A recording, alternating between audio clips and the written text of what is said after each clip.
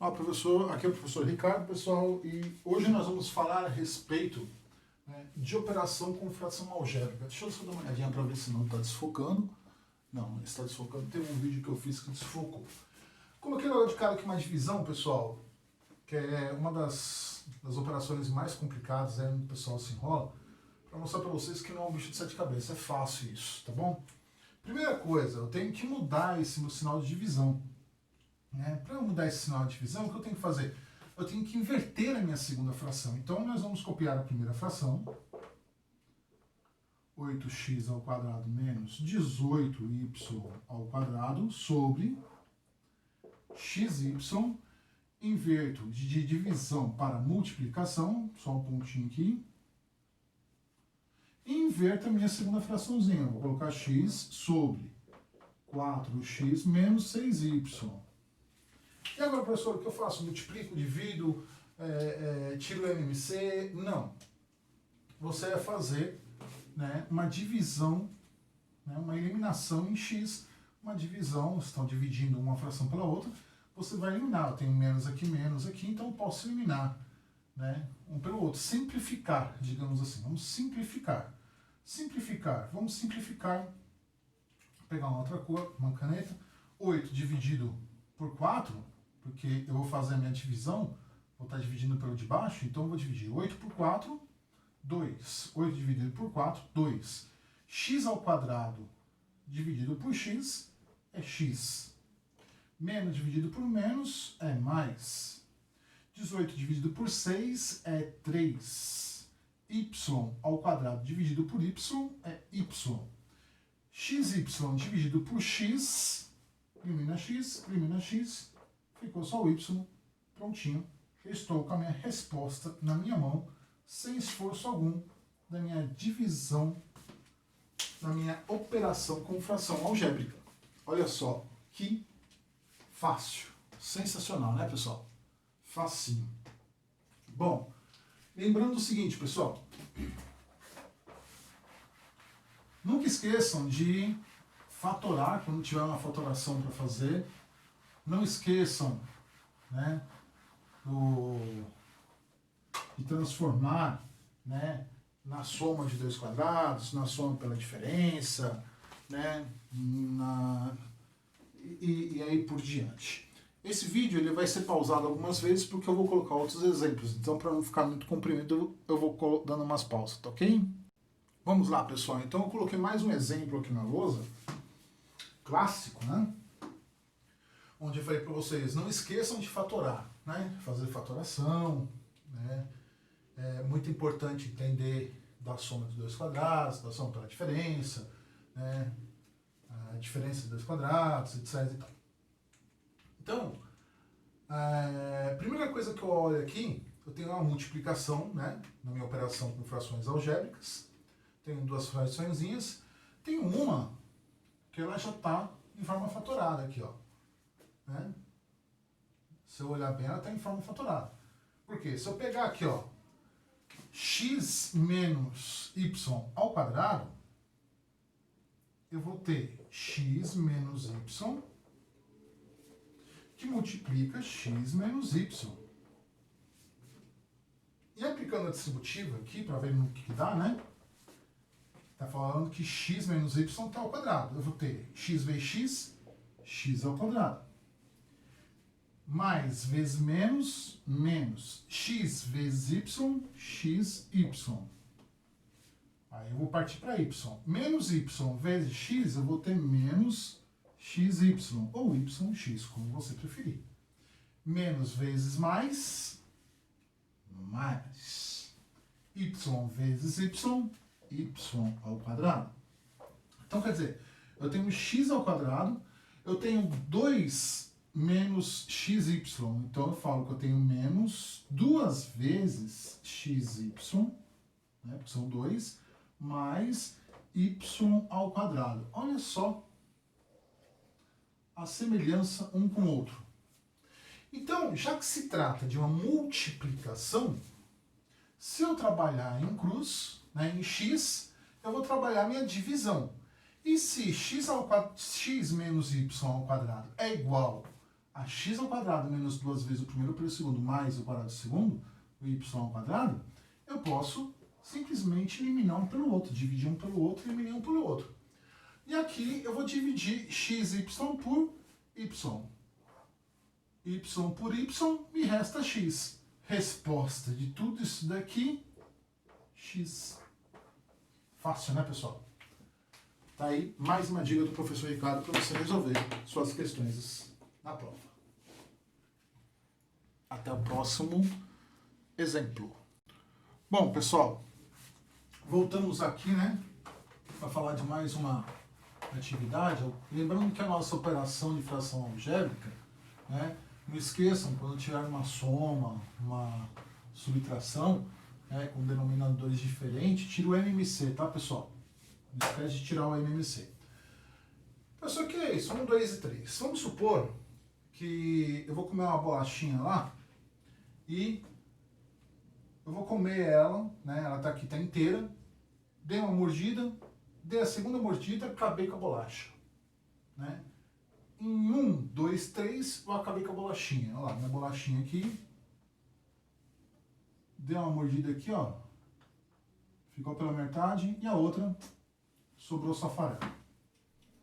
Aí eu pergunto para vocês, quantas bolachas eu vou comer no meu 13º termo? No meu 13º termo.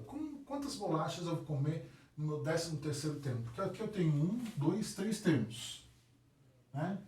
Então, quer dizer, 1, 2, 3, eu vou ter mais 3 vão ser 6, mais 3 vão ser 9, mais 3 vão ser 12.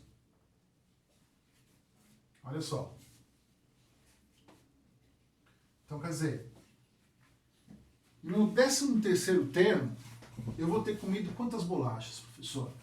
Para chegar no meu 13º termo, usando essa mesma sequência, eu fiz 4, 5, 6, 7, 8, 9, 10, 11 e 12.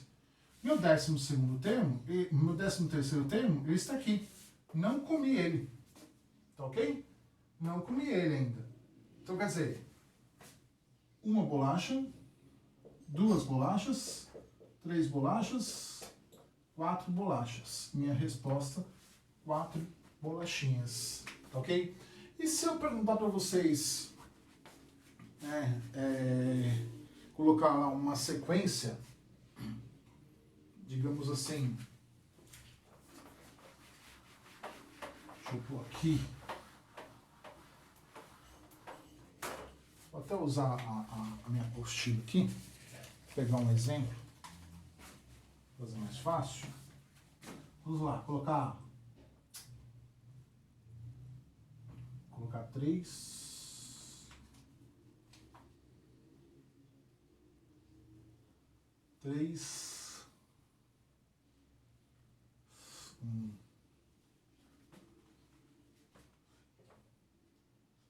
7, 11, 15,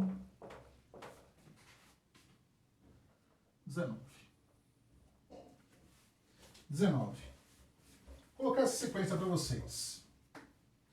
E perguntar para vocês qual é a expressão que define, né, a posição de n dessa sequência.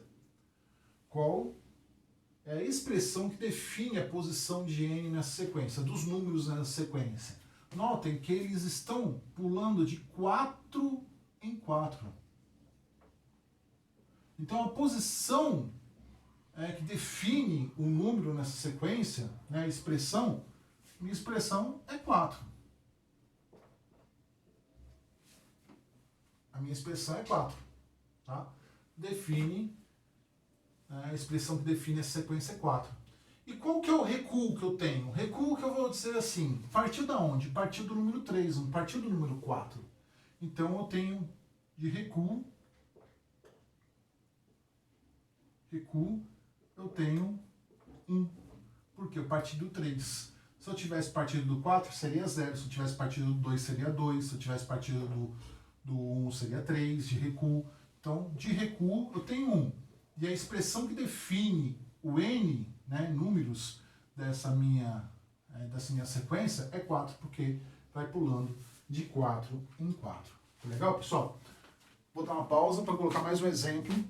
Já volto. Pessoal, continuando aí, então, nós vamos falar agora de desigualdades, né? Eu tenho uma desigualdade aqui, uma inequação, e está falando que 4x mais 12 tem que ser maior que 18x menos 2. Bom, primeira coisa, a mesma coisa que as minhas equações, né? Minhas equações, eu tenho que jogar para o primeiro termo quem tem incógnita, quem não tem vai para o segundo termo. Lembrando sempre de inverter o sinal, tá? A operação matemática. Deixa eu colocar minha régua no lugar. Então eu tenho 4x, 18x está positivo, vai passar para cá negativo. Tenho meu sinal de diferença, que é maior, né? Tenho lá menos 2x, 12 está positivo, vai passar negativo. 12. Tem 18x menos 4x, eu vou ficar com menos 14x. Tem que ser maior que menos 2 menos 12 é menos 14. Notem que agora eu tenho um negativo no primeiro termo e um negativo no segundo termo. O que eu vou fazer? Eu vou trabalhar meu princípio multiplicativo. Vou multiplicar tudo por menos 1. Vou inverter todo o sinal da operação matemática multiplicando por menos 1. Então vai ficar 14, 14. X vai ser maior ou igual, ele tem que ser maior do que o número que vai aparecer aqui. Então eu tenho 14. 14 está multiplicando x, vai passar para o outro lado dividindo 14. Isso, logo, x é igual a 1. Ou melhor, x é maior, pensando que é a equação, maior que 1. Se eu for apresentar isso numa reta numérica, pessoal, deixa eu pegar um outro diferente aqui. Se eu for apresentar isso numa reta numérica, o que vai acontecer? Minha reta numérica vai estar aqui, né? Vou falar que aqui é o ponto 0, menos 1, menos 2, 1, 2, 3, e assim por diante, né? E assim por diante. Eu vou representar da seguinte forma. Eu posso partir daqui, pintando tudo, né? Fazendo já. Eles são esses. A partir daqui, não pinto 1. Por quê? Quando eu circulo, quando ele está circular, está falando que ele é maior do que 1. E eu estou vendo que está pintado para lá, ele é maior do que 1. Então, x tem que ser maior do que 1. Porque se ele for 1, este lado vai ser igual a este lado. Não vai dar diferença. Tá? Então, se ele for maior que 1, se for 2, este lado vai ficar maior do que esse. Se for 3, esse lado vai ficar maior do que esse. Meu primeiro membro sempre vai ser maior do que o meu segundo membro, quando x for maior do que 2. Não igual e nem menor. Maior do que 2. Tá ok, pessoal? Deixa eu ver se tem mais algum exemplo aqui para passar para vocês. Sim, tem mais um exemplinho aqui para passar para vocês. Vou dar uma pausa para passar o exemplo na lousa e já volto. Bom, pessoal, retomando aqui, nós vamos falar aqui de uma expressãozinha algébrica, né? Para que serve? Para identificar, né? Vamos supor assim, quantidades, né, que eu queira descobrir que eu não tenha. Por exemplo, você vai dar uma festa, né, e você tem X convidados, você tem que saber mais ou menos quanto que você vai fazer de salgado, de doce, para tantos convidados, etc. e tal.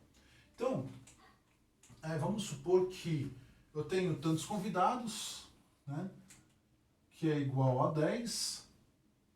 Tem aqui uma quantidade de que cada convidado vai comer e uma quantidade total aqui do que eu vou comprar para eles comerem. Então, eu tenho que multiplicar, por exemplo, x vai comer 1 e y vai comer 3. tá? E a quantidade total de convidados é 10. Qual o valor para x e qual o valor para y? Que vai ser igual a 14. Bem, primeira coisa que eu tenho que fazer é o seguinte.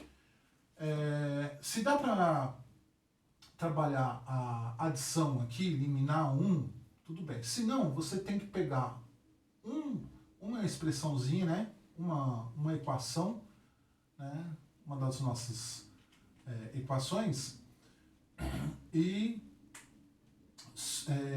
isolar uma incógnita, tá? Então, vou pegar a primeira lá, ó.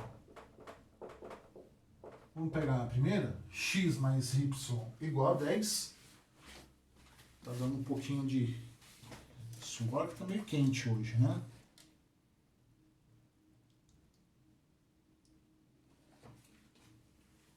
X mais y igual a 10 na minha equaçãozinha. E vou isolar x, tá bom? Isolando x, eu vou ter que colocar y no meu segundo membro. Lembrando de inverter o sinal, minha operação matemática, quando eu troco de lugar. Provisoriamente, eu tenho um valor para x, tá? Tendo valor para x, eu vou jogar esse valor na minha segunda equação, e nessa segunda equação que eu vou achar o valorzinho para y. Olha só, vou jogar aqui para x, né? Está multiplicando por 1, né? X está sendo multiplicado por 1, então eu vou jogar o valor direto. Vou colocar aqui, ó, 10 menos y mais 3y tem que ser igual a 14. Tá? Só substituir x aqui, ó. Como está multiplicando por 1, substituir direto. Mais 3y igual a 14. Tá? Então, 10 está positivo, vai passar para o outro lado negativo, porque aqui tem que ficar aqui é só incógnita. Menos y mais 3y igual a 2y igual a 14 menos 10. Passou para o outro lado e inverteu a operação matemática. Eu tenho 2y igual a 14 menos 10, eu tenho 4. 2 está multiplicando y, então passando para o outro lado, invertendo a minha operação matemática, eu vou ter uma divisão. Y igual a 2. 4 dividido por 2, y igual a 2. Achei o valor de 2, de y. Agora eu tenho que jogar nessa minha primeira equação para descobrir o valor de x. Posso jogar direto aqui, onde eu já joguei y para lá? Sim, fica até mais fácil, olha só. 10 menos o valor de y, que é 2, x é igual a 8. Vamos ver se isso realmente é verdade, porque se for verdade, eu tenho que substituir x nas minhas duas equações e tem que dar esse valor aqui nos dois membros, no primeiro membro e no segundo membro. Vamos lá, primeiro eu tenho x mais y, que é igual a 10. Eu tenho 8 para x mais 2 para y, dizendo que este é igual a 10. 2 mais 8 é 10, que realmente é igual a 10.